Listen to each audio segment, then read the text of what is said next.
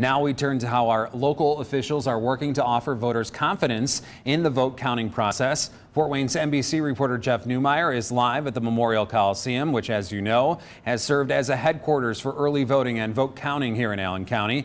This is an issue that, Jeff, a lot of people are talking about right now.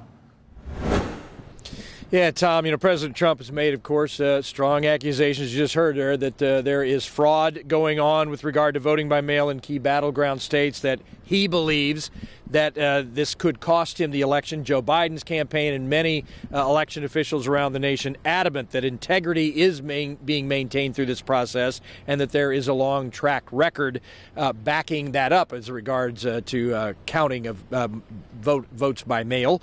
Allen County Democratic Election Board member Tim Pape says there are a lot of checks and balances to ensure proper handling and counting of mail-in ballots, and he insists Republicans and Democrats have equal input. Here in Indiana, someone wanting to vote absentee by mail must fill out an application. A ballot with an assigned ID number is sent out, which guards against phony ballots getting returned and counted.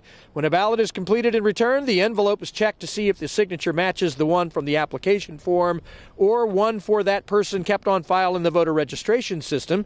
Bipartisan teams remove the paper ballot, or at least in many of these locations, remove the paper ballot, taking steps to avoid noting the voter's name and candidate selections on the paper ballot before the card is eventually fed into a scanner to count the votes. If there are any problems found with a returned ballot, the bipartisan teams try to come to agreement on whether to keep or throw out the ballot. And if they can't get resolution of that, then it comes to the board, myself and my two fellow members, for final determination by board members. So we have step-by-step review and process from a number of different bipartisan levels so that we can confirm that the voter actually cast that paper ballot.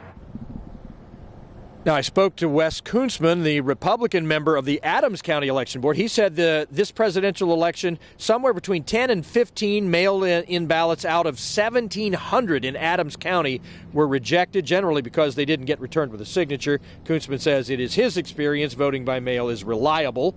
There is this to note, though. Once a ballot is sent out, how do you know that the right person is actually voting with that ballot once it gets to that person's home?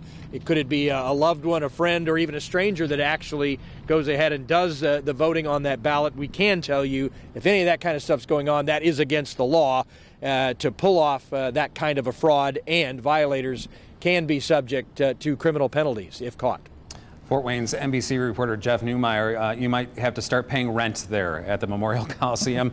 He's been there nightly since early voting began. We appreciate your coverage. Thank you, Jeff.